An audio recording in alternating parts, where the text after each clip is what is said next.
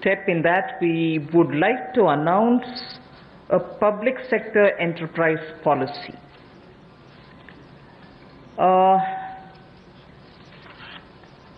An Atmanirbhar Bharat needs a coherent policy. All sectors will be open to private sectors also. Public sector enterprises will continue to play an important role in defined areas.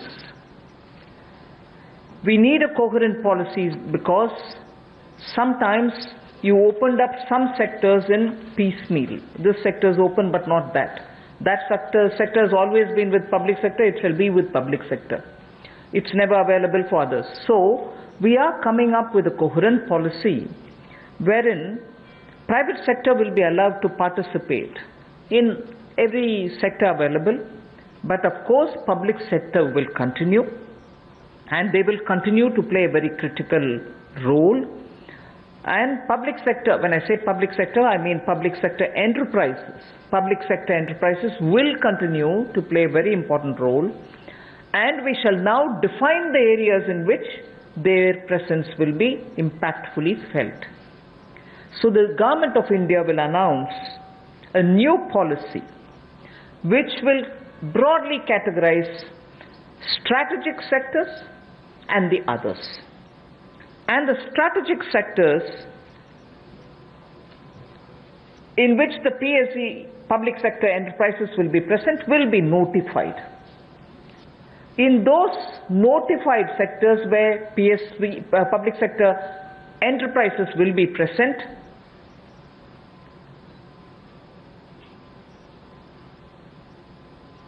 at least one public sector enterprise will be present. In those sectors which get notified as where you'll find the public sector enterprises, at least one public sector enterprise will be present, whilst private will also be allowed to play their role in it. However, in those sectors which get notified as strategic sectors in which public sector enterprises will be present, only 1, 2, 3 or 4 public sector enterprises will be present. In the sense, not more than 4 public sector enterprises will be there in that strategic sector notified for the presence of public sector enterprises. So if a sector is notified, and in that if there are 10 public sector enterprises, either they will be merged together or they will be brought together in such a way that they are only 4 or lesser. So there won't be mushrooming public sector enterprises in those notified strategic sectors. So in the notified strategic sectors, definitely public sector undertakings or enterprises will be present, but private sector will also come in. But imagine a particular sector which is notified as strategic. If there are too many public sector enterprises, they will either be brought together to form bigger public sector enterprises, and in that process we will not have more than 4 of them. They can be lesser than 4, but not beyond 4 public sector enterprises in those notified strategic area. Private sector can slowly come in and be present and compete in every sector, but the detailed policy will soon be opened up and issued.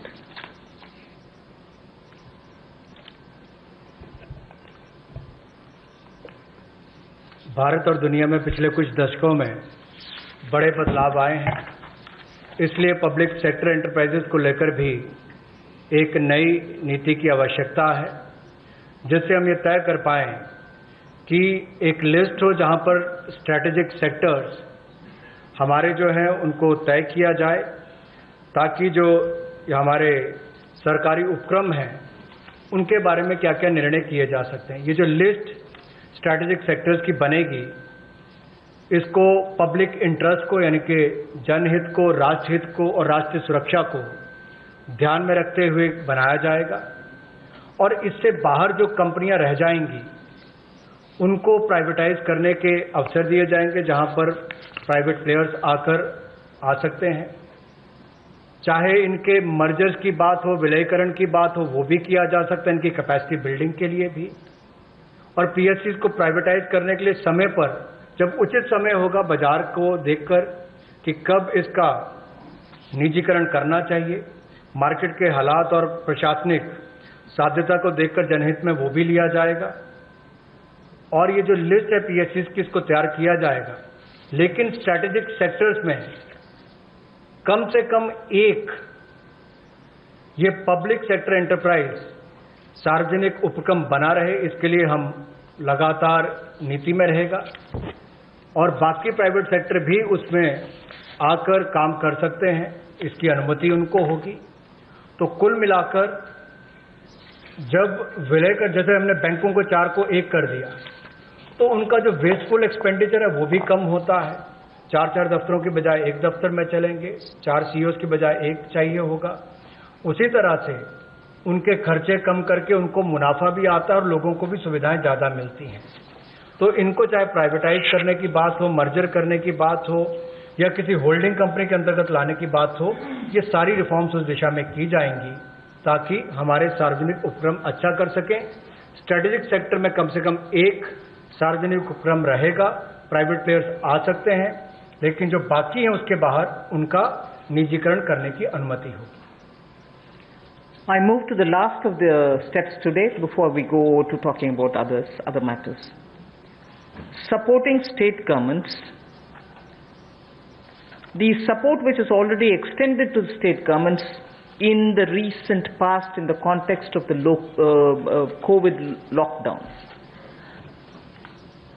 We completely recognize that, like the center, states are also facing a sharp decline in their revenues. Despite all this, we have consistently extended the support which is needed to be extended to the states, particularly because they are at the front end of fighting the COVID pandemic.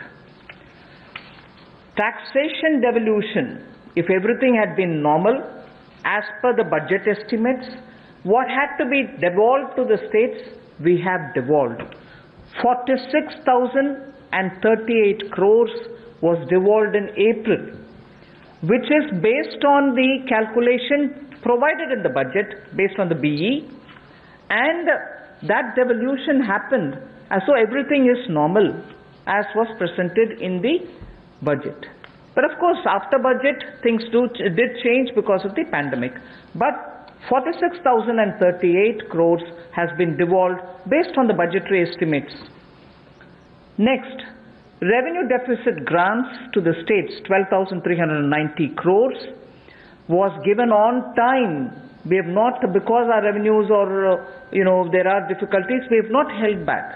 And it's our duty. I'm not saying we have done a favor. It's our duty. We have given it. Revenue deficit grants to the states of 12,390 crores was given on time in April and May, despite centers' stressed resources.